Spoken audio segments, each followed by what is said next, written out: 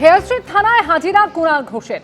21শে জুলাই সভার অনুমতি পাওয়ার আগে ফিতে নিয়ে রাস্তায় মাপজোক এবং সেই নিয়ে অভিযোগ দায়ের হয়েছিল কুণাল ঘোষ সহ একাধিক তৃণমূল নেতানেত্রী দোলা সেন, বৈষ্ণব চট্টোপাধ্যায়ের বিরুদ্ধে অভিযোগ দায়ের হয়েছিল।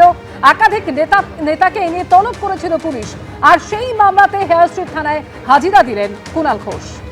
21শে জুলাই সভার অনুমতি পাওয়ার আগেই ফিতে নিয়ে রাস্তায় মাপজোক করার অভিযোগ এবং সেই অভিযোগ দায়ের হয় সে বিষয়ে কুণাল ঘোষ, দোলা সেন, বৈষ্ণব চট্টোপাধ্যায়ের বিরুদ্ধে। আর সেই মামলায় কুণাল ঘোষ সহ তৃণমূলের একাধিক নেতাকে তলব করা হয়। আজ হেয়ার স্ট্রিট থানায় হাজিরা দিলেন কুণাল ঘোষ। বাধা দিচ্ছেন, করতে দিচ্ছেন না। যদি যোগাসনের জন্য রেড রোডের মতো রাস্তা 7 দিন বন্ধ থাকে, তাহলে কলকাতার উপর সাম্প্রতিককালের সবচেয়ে বড় গণহত্যার শহীদ তর্পণ আধবেলা একটা রাস্তার অর্ধেক, সেটা তারা বন্ধ করতে দিচ্ছে না। আমাদের কি দোষ? ওরা যেটা দোষ বলছেন, আমি কোনো দোষ করিনি। আমরা আইন মতো আবেদন করেছিলাম। আবেদন যে খারিজ হচ্ছে তখনও জানানো হয়নি, বরং আমাদের কাছে খবর ছিল যে পুলিশ এটা বলতে পারেন যে আর একটু ছোট করে করুন, একদিক ছেড়ে করুন, যেরকম খবর আসে। তো আমরা একটা প্রাথমিক সমীক্ষা করে নিচ্ছিলাম যে পুলিশকে সহযোগিতা করতে কতটা একটুখানি ছোট বা একটা দিক ছেড়ে করা যায়, সেগুলো আমরা দেখছিলাম। আপনারা একটা ভিডিও দেখাতে পারবেন যে একটা গাড়ি আটকে ছিল, ছুটির দিন রবিবার বিকেল 3টের পর বৃষ্টির মধ্যে আমরা জাস্ট জায়গাটা দেখেছি যাতে পুলিশকেই সহযোগিতা করা যায়, কোনো অন্যায় সেখানে করিনি। হাইকোর্ট থেকে সুপ্রিম কোর্ট রামনবমীর মিছিল ঘিরে অশান্তির ঘটনায় এনআইএ তদন্ত নিয়ে 2023 সাল থেকে কম জলঘোলা হয়নি। এনআইএ তদন্ত আটকাতে সুপ্রিম কোর্ট পর্যন্ত ছুটে গেছিল তৎকালীন তৃণমূল সরকার। এর জন্য হাইকোর্টে ভর্ৎসনার মুখেও পড়তে হয়েছিল মমতা বন্দ্যোপাধ্যায়ের সরকারকে। তদন্ত শুরুর 3 বছর পর এবার রিষড়ায় রামনবমীর মিছিলে অশান্তির ঘটনায় প্রাক্তন তৃণমূল সাংসদের স্বামীকে গ্রেফতার করল এনআইএ। ভাঙচুর, অগ্নিসংযোগ, সংঘর্ষ, সরকারি সম্পত্তি নষ্ট। 2023 সালে রামনবমীকে কেন্দ্র করে কি দেখেনি রাজ্যবাসী?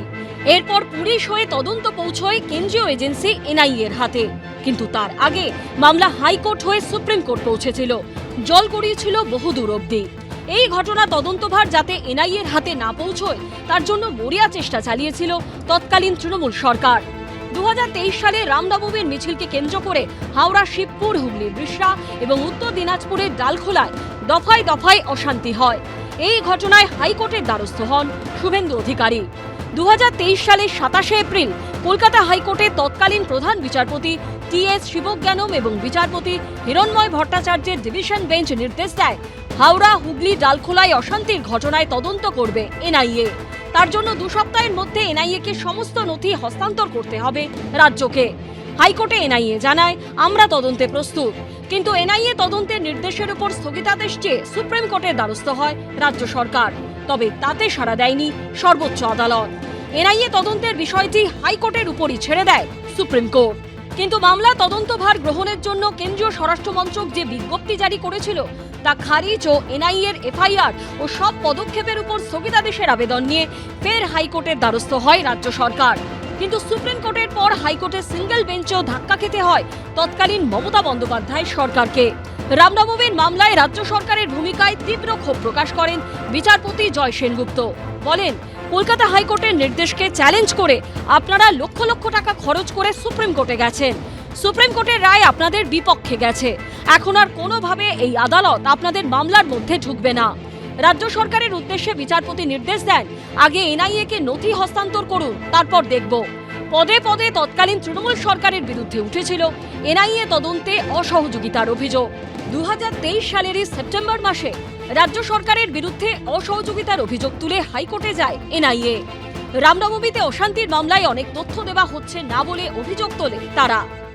রামনবমীতে হামলা করবে, মানুষজনকে মারবে, রাম ভক্তদের কষ্ট দেবে, তাকে তো গ্রেপ্তার করতেই হবে। একটা জিনিসের মাধ্যমে পুরো বার্তা দিচ্ছে প্রশাসন, পুলিশ, যে সন্ত্রাসবাদের কোনো ঠাঁই পশ্চিমবাংলায় নেই, গুন্ডামির ঠাঁই পশ্চিমবাংলায় নেই, সাম্প্রদায়িক আক্রমণের ঠাঁই পশ্চিমবাংলায় নেই। যারা এ কাজ করবে বা যারা এ কাজ করেছে তাদের বিরুদ্ধে কঠোর ব্যবস্থা গ্রহণ করা হবে। পাল্টা অযোধ্যার রাম মন্দিরে প্রণামী চুরির প্রসঙ্গকে হাতিয়ার করে বিজেপিকে তুলোধনা করছে তৃণমূল।